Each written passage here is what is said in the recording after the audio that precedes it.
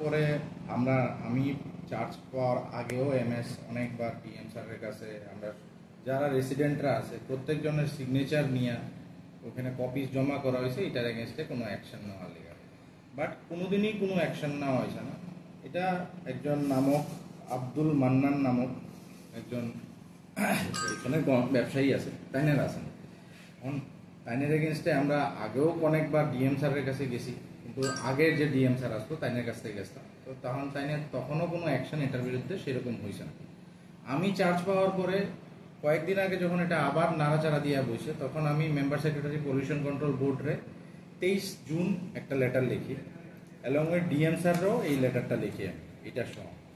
তো 23 জুনে যখন লেটারটা লেখা হয়েছে, এরপরে পলিউশন কন্ট্রোল বোর্ড নৈরাচরে বইছে, নৈরাচরে বইয়া তারা ক্লোজার অর্ডার একটা তার এগেনস্টে বানাইছে, চায়নার যে হটমিক্স প্ল্যান্টারে গেছে, হটমিক্স প্ল্যান্টার এগেনস্টে বানাইছে। তো এটার সাইনিং হয়েছে 1/7/2025-এ। এখন 1/7/2025 থেকে আজকে বিগত 11 দিন সেই অর্ডারে বুড়া আঙ্গুল দেখায়া এখন পর্যন্ত সেটা কন্টিনিউ করে দিতেছে। আমার যে কোয়ার্টার কমপ্লেক্স আছে, কোয়ার্টার কমপ্লেক্সের ভেতরে প্রত্যেকটা ফ্যামিলিতে বাচ্চা আছে, কেউ 2.5 বছরের বাচ্চা আছে, কেউ 3 বছর, কেউ 4 বছর, 5 বছর। এই যে ধোঁয়াটি বাইরে, তারা এটার মধ্যে কার্সিনোজেন মানে ক্যান্সার প্রডিউস করার যে কেমিক্যাল কম্পাউন্ড বইরা আছে, তো প্রত্যেকটা বাচ্চার সেই জিনিসটি এটার লিগে এফেক্টেড হইতেছে। আমরা পিছন দিকের তারা জানলা খুলতে পারে না, সকালবেলা উঠলে পরে পুরো কালো হয়ে থাকে সেইটা জিনিসটা। তো এখন কথা হইতেছে, এরপরে যখন দেখলাম যে সেটারও বুড়া আঙ্গুল দেখা দিচ্ছে, তখন আমি লেটার লিখলাম, ডিএম স্যারের লেটার লিখলাম, এসপি ম্যাডামের লেটার লিখলাম যে এটার এগেনস্টে একটা লিগাল অ্যাকশন হোক। আর এখানে পঞ্চায়েত যে প্রধান আছে মিস্টার আক্তার কইয়া, তাইনেরও আমি লিখছিলাম, তাইনেরা আমি কল করছিলাম।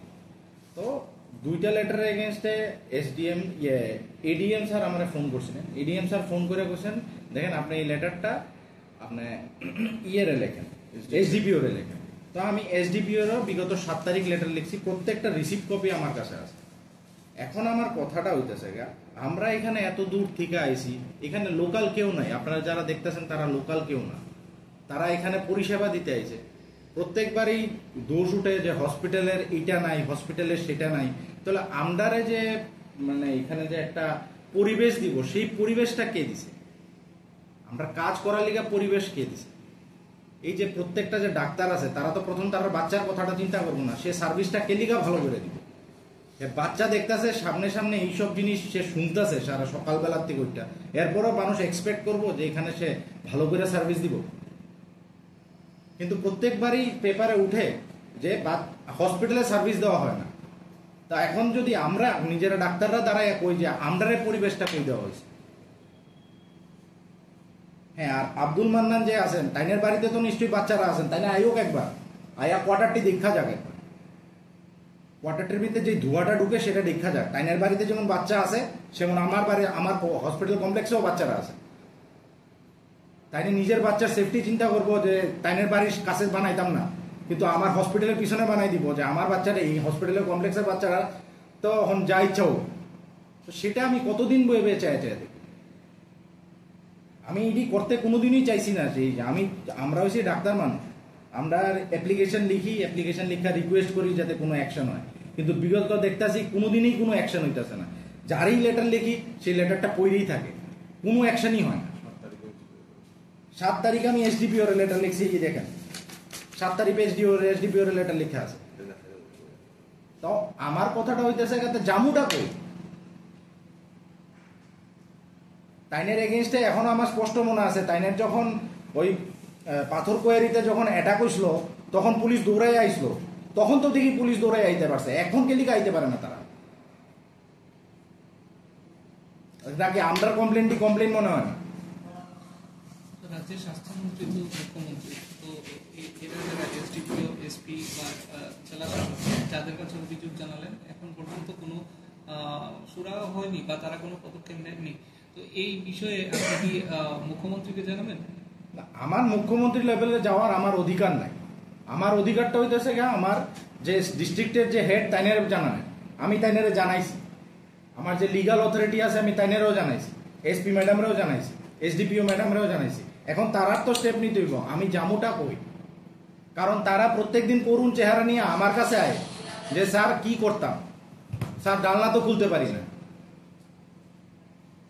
আমি আনসারটা কারে দিই? আমরা তার কাছে তো আমি তো আর তার কাছে ধর্ণা দিতে পারতাম না। আমরা কাজ আছে, আমরা এখানে রুগীরা সেবা করতে হয়। এই প্রত্যেকটা মানুষ কিছুক্ষণের লিগে টাইম বাই করে আইছে যে যাতে কিছুটা কমপ্লেন করে আবার তারা যাইবো গা, তারা ওটির প্ল্যান আছে, ওটিতেই যাইবো তারা। আমরা সার্ভিস দিয়েই যাইতেছি, কিন্তু আমরা কথাটি শোনার লিগে কোনো লোক নাই। বিগত এতদিন ধরে জিনিসটা চলতেছে, মানুষের চোখের সামনে চলতেছে, এখানে পঞ্চায়েতের সামনে চলতেছে, পঞ্চায়েত কিচ্ছু করতেছে না। এখানে অ্যাডমিনিস্ট্রেশনের কাছেও হাত পাতলাম, তারাও কিছু করলো না আমার লিগা। কিন্তু হ্যাঁ, একটা কমপ্লেন উঠে, কিন্তু এটার এগেনস্টে তো আমরা আনসার দিতে হয়। হসপিটালই কি শুধু একটা কমপ্লেনের জায়গা? এটি কি কমপ্লেন না? তাহলে আমি কই যাবো? এখন আপনারা কি চাইছেন? না, আমরা চাইতেছি কিছু তো একটা অ্যাকশন হোক। আমার এইসব করার কোনো ইচ্ছা নাই, আমার কাজ আছে, আমরা হসপিটালটা বেটার করার নিয়ে। আপনারাই কয়েকদিনের পত্রিকাতে দিচ্ছেন যে আমি আমার পরে কিছুটা কাজ করতেছি হসপিটালে, আমি হসপিটালে গেছে কাজ করতে চাই, কিন্তু কাজ করার মেন্টালিটি কেমনে থাকবো, বেটার মেন্টালিটি কেমনে থাকবো? যখন দেখুন নিজেরা বাচ্চারা এরকম ধরনের ধোঁয়া শুনতেছে, তো কেমনে থাকবো মেন্টালিটি?